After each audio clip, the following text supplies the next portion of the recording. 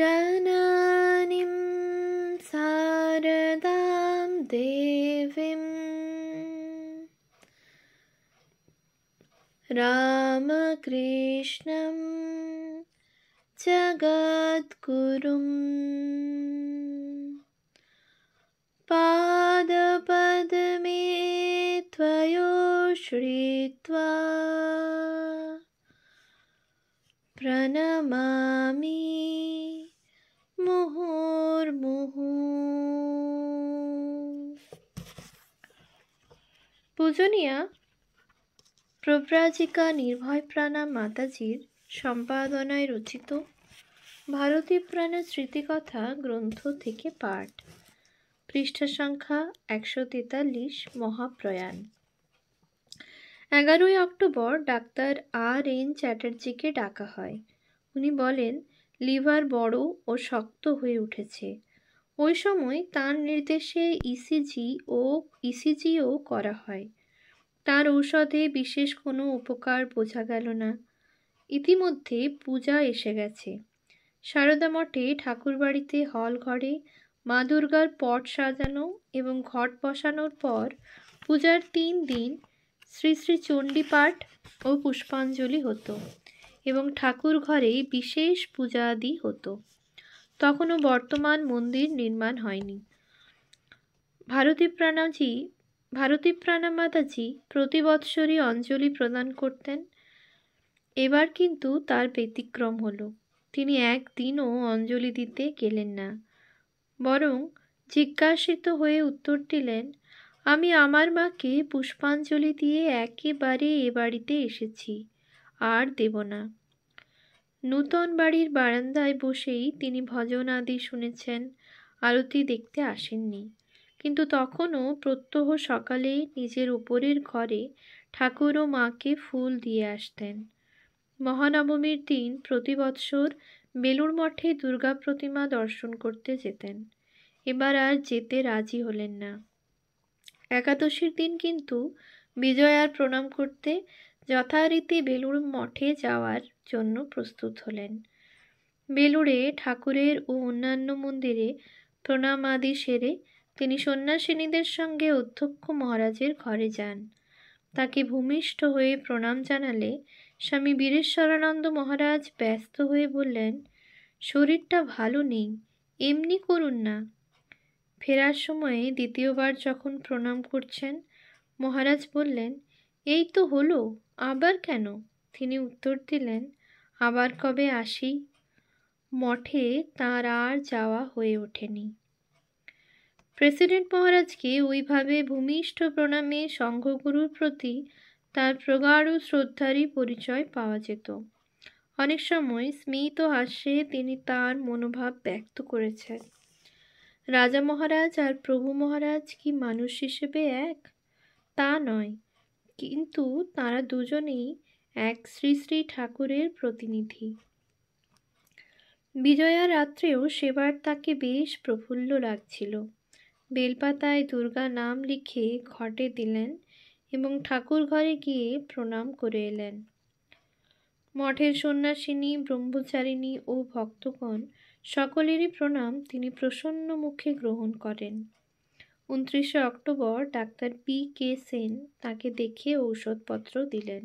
বললেন, লিভার বেড়ে গেছে। সাময়িক আরাম হলেও 31শে অক্টোবর আবার কষ্ট শুরু হলো। ডাক্তার ঔষধ পাল্টালেন। পরে ডাক্তার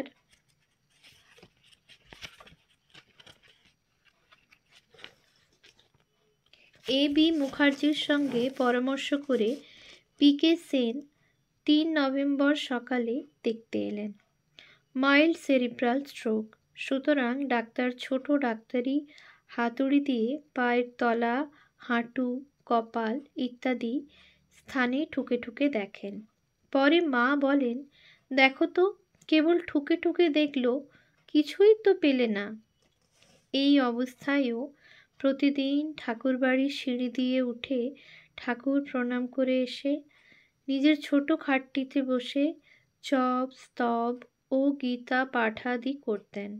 বাস্তবিক তার শরীর যে কত দ্রুত ভেঙে পড়ছে বাইরে থেকে তা বোঝার উপায় ছিল না।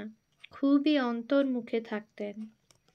এই সময় বিখ্যাত চিকিৎসক এবি মুখার্জিকে কল দেওয়া হয়। তিনি বলেন, দক্ষিণেশ্বরে এসে তার পক্ষে চিকিৎসাদি করা সম্ভব নয়। কলকাতায় যদি রোগীর থাকবার ব্যবস্থা করা যায় তাহলে তিনি চিকিৎসা করতে পারেন। সুতরাং নানা দিক দিয়ে সুবিধার জন্য তাকে বাগবাজারে নিবেদিতা স্কুলেই নিয়ে যাওয়া স্থির হয়। শ্রী শ্রী মা, সিস্টার নিবেদিতা ও সুধীরাদির স্মৃতিপুত নিবেদিতা স্কুল চিরদিনই তার প্রিয় ছিল। কালী পূজার পরে যাওয়ার দিন নির্ধারিত হলো। 5ই নভেম্বর মঠে কালী পূজার আয়োজন হয়েছে। এদিন সকালে তিনি ঠাকুর, মা, স্বামীজি ও মা কালীর প্রতিমায় প্রণাম করে ঘরে যথারীতি নৃত্য, কৃত্য, জপাদি সাঙ্গ করলেন। রাত্রে আর পূজা বা কালী কীর্তনে গেলেন না। মুক্তিপ্রাণাজি ওই দিন তার সঙ্গে রাত্রে একটু কথাবার্তা বলছেন। এমন সময় হঠাৎ শারদা প্রাণা তাকে বাইরে ডেকে নিয়ে জানালেন, কালী পূজার ঘট স্থাপনের পর ঘট উল্টে জল পড়ে গেছে। পূর্ণ ঘট এভাবে শূন্য হওয়া একটি অমঙ্গলের ইঙ্গিত। পরের দিনই মার স্কুলে যাওয়া, সুতরাং সকলেরই মন অতিশয় ভারাক্রান্ত। 6ই নভেম্বর অলকা সরকারের গাড়িতে ভারতীপ্রাণা মাতাজি, দয়াপ্রাণাজি ও ব্রহ্মচারিণী সেবিকা প্রেমপ্রাণা একসঙ্গে রওনা হলেন। নিবেদিতা স্কুলে পৌঁছানোর পর মাতৃভবন থেকে আনিত স্ট্রেচারে করে তাকে 3 তলায় নিয়ে যাওয়া হলো। চোখ দুটি বন্ধ, সদা স্বাবলম্বী ও স্বাধীন ভারতীপ্রাণাজির চোখের কোণে জল। উপরে উঠে কিন্তু স্বাভাবিকভাবে ঠাকুর ঘরে প্রণাম করে তার জন্য নির্দিষ্ট 26 নং ঘরে এসে বসলেন। পরে ডাক্তার এবি মুখার্জি তাকে দেখে যান এবং ডাক্তার গোস্বামী তাঁরই নির্দেশে চিকিৎসা শুরু করেন। জন্ডিস আর কাশি একসঙ্গে। দমকা কাশিতে রাত্রে ঘুম ভেঙে যেত। এসব শারীরিক কষ্ট সত্ত্বেও নিবেদিতা স্কুলে এসে তার প্রসন্ন ভাব একটু ফিরে এলো। জপ ধ্যান, সকলের সঙ্গে কথাবার্তা, চিঠি লেখানো ইত্যাদি সবই বিছানায় শুয়ে শুয়ে চলত। ইতিমধ্যে আলমোড়া ভ্রমণান্তে সাধন প্রাণা কয়েকজন সন্ন্যাসিনী সহ মঠে ফেরার পথে স্টেশন থেকে সোজা নিবেদিতা স্কুলে মাকে দেখতে এলেন। মা তাকে দেখেই একগাল হেসে বালিকার মতো বলে ওঠেন, ও বুলি, সে যদি তুমি দেখতে! কত ডাক্তার বদ্যি, তুমি এসে আর কি করতে? মা মা বলে কাঁদতে, আমি তো হয়েই যাচ্ছিলাম।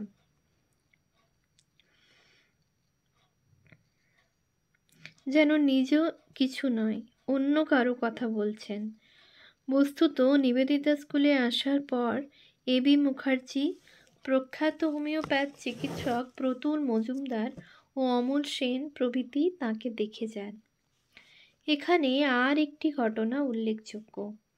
ওই সময় অরুণাচল প্রদেশে উপজাতি মেয়েদের জন্য একটি আবাসিক স্কুল খোলার কথাবার্তা চলছিল। কর্তৃপক্ষ ওই কাজের ভার প্রব্রাজিকা সন্তোষপ্রাণার উপর অর্পণ করেন। মার এরূপ শারীরিক অবস্থায় তার মন খুবই খারাপ ছিল, কিন্তু যখন ব্যবস্থা আদি হয়েছে তখন যেতেই হবে। সুতরাং ব্রহ্মচারিণী বিমলাকে সঙ্গে নিয়ে তার যাওয়া একরকম স্থির। 10ই ডিসেম্বর যাত্রার দিন বিমানবন্দরে যাওয়ার পথে মার আশীর্বাদ গ্রহণের জন্য তারা দুজন নিবেদিতা স্কুলে আসেন। দুজনেরই মন খুব বিষণ্ণ। মা তাদের আশীর্বাদপূর্ণ উৎসাহবাণী দেন। কাঁদছ কেন? মায়ের কাজে যাচ্ছ। ওখানে গেলে বুঝতে পারবে মায়ের শক্তি তোমাদের দিয়ে কত কাজ করাবে। প্রথম দিকে যখন খনসায় যাওয়ার কথা হয় তখনও একবার অনুরূপভাবে ভারতীপ্রাণা মাতাজি বলেছিলেন, এই খনসার কাজও স্বামীজির, এই ভাব নিয়ে কাজ করে যাও। বিদায়ের দিন মা নিজের একটি বস্ত্র সন্তোষপ্রাণাকে এবং ব্রহ্মচারিণী বিমলাকে একটি চাদর দেন। তিনি 2 হাত মাথায় রেখে তাদের প্রাণ ভরে আশীর্বাদ করেন এবং যতক্ষণ না তারা চলে যান অসুস্থ শরীরে ততক্ষণ উত্তরের বারান্দায় রেলিং ধরে তাদের গমনপথের দিকে হাত তুলে অভয় দিয়ে সস্নেহ দৃষ্টিতে তাকিয়ে থাকেন। সেবারে সহসম্পাদিকা শ্রদ্ধাপ্রাণা, সন্তোষপ্রাণা এবং ব্রহ্মচারিণী বিমলাকে নিয়ে খনসায় পৌঁছে ব্যবস্থাদি করে দিয়ে ফিরে আসেন। এই সময় তার অসুস্থতার খবর পেয়ে প্রব্রাজিকা আত্মপ্রাণা দিল্লি কেন্দ্র থেকে আসেন এবং নিবেদিতা স্কুলে কয়েকদিন অবস্থান করে তাকে দেখে যান। তার ফিরে যাবার সময়েও মা তাকে আশীর্বাদ করে অনুরূপভাবে বাইরে এসে রেলিং ধরে দাঁড়িয়ে বিদায় জানালেন।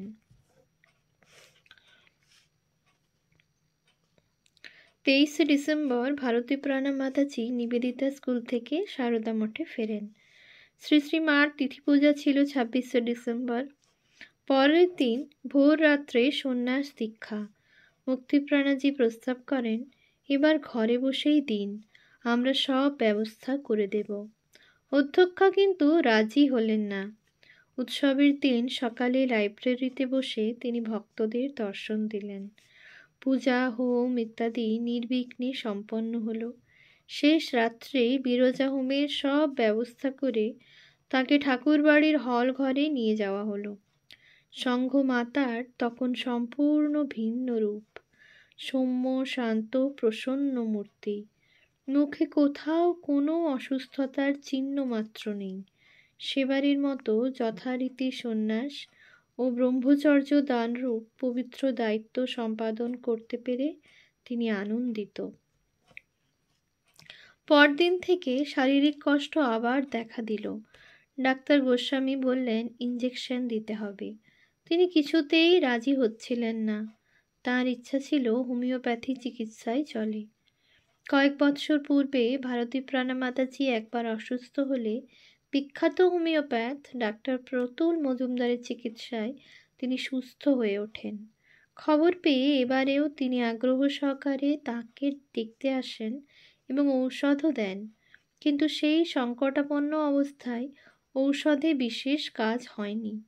খুব পীড়াপিড়ি করলে এবার তিনি বলেন, তোমাদের যা ইচ্ছে করো, আমার এরকম অসুখ কোনো দিন করেনি, এবার আর ভালো হব না। বাস্তবিক এই কথা বলার পর তিনি সব কিছু থেকে মন তুলে নিলেন। সেদিন থেকেই পুরোপুরি অ্যালোপ্যাথিক চিকিৎসা শুরু হয়ে গেল। স্বামী বিশুদ্ধানন্দ মহারাজ অনেক দিন আগে ওকে একটা হরিণের চামড়ার বড় আসন দিয়ে বলেছিলেন, বুড়ো বয়সে যখন পা মুড়ে বসে জপ করতে পারবে না, তখন এইটার উপর পা ছড়িয়ে বসে জপ করবে। ভারতীপ্রাণা মাতাজির পা তখন এত ফুলে গেছে যে পা মুড়ে বসতে পারছেন না। সুতরাং ওপরের ঘর থেকে সেই আসন আনা হলো। প্রথমটা একটু আপত্তি করলেও পরে পা ছড়িয়ে কয়েকদিন আসনে বসে জপ করেন। 7ই জানুয়ারি পর্যন্ত তিনি ঠাকুর ঘরে গিয়ে প্রণাম করে এসেছেন। তারপর যাওয়া আর সম্ভব হয়নি। আনন্দবাজার পত্রিকার সম্পাদক অশোক কুমার সরকারের সহধর্মিণী অলকা সরকার ভারতীপ্রাণা মাতাজিকে খুবই শ্রদ্ধা করতেন। তিনিও তাকে বিশেষ স্নেহ করতেন। মার অসুস্থতার সময়ে তিনি নিয়মিত চাইনিজ গ্রাস, ভালো বিস্কুট, বাতাবি সন্দেশ ইত্যাদি পাঠাতেন। 9ই জানুয়ারি খাটের ওপর নিত্য জপ সেরে ভারতীপ্রাণাজি বারান্দায় এসে বসেছেন। অলকা সরকার এবং মুক্তিপ্রাণাজি কাছে বসে আছেন। তখন আপেল সেদ্ধ ইত্যাদি খেতে দিলেও তিনি খেতে পারতেন না। নিঃশ্বাসের খুব কষ্ট। বারান্দা থেকে তাকে ধরে এনে বিছানায় বালিশে হেলান দিয়ে বসানো হলো। শারদাপ্রাণা ডাক্তার একটু কোরামিন দেওয়াতে তখনকার মতো কষ্টের লাঘব হয়। পরে অক্সিজেন দেওয়ার ব্যবস্থা করা হলো। বিভিন্ন সেন্টার থেকে খবর পেয়ে সকলেই তাকে দেখতে এলেন। ওই সময় পূর্ব ব্যবস্থা অনুযায়ী 7ই জানুয়ারি প্রব্রাজিকা মোক্ষপ্রাণাজি বিদ্যাপ্রাণাজিকে নিয়ে মাদ্রাজ রওনা হয়ে 9ই জানুয়ারি পৌঁছান, কিন্তু ভারতী প্রাণা মাতাজির শারীরিক অবনতির খবর পাওয়া মাত্র সেই দিনই প্লেনে তারা প্রত্যাবর্তন করেন। মাদ্রাজ ও ত্রিচুর কেন্দ্র থেকে নির্ভয় প্রাণা, ধীরা প্রাণাজি ও অজয় প্রাণাও তাকে দেখতে আসেন। নির্ভয় প্রাণা মাদ্রাজ ফিরে যান, অপর দুজন মঠেই থেকে যান। 9ই জানুয়ারি থেকে 30শে জানুয়ারি ঠিক 21 দিন তিনি শয্যাশায়ী ছিলেন। ওম শান্তি শান্তি শান্তি। হরি ওম তৎসৎ। শ্রীরামকৃষ্ণার্পণমস্তু।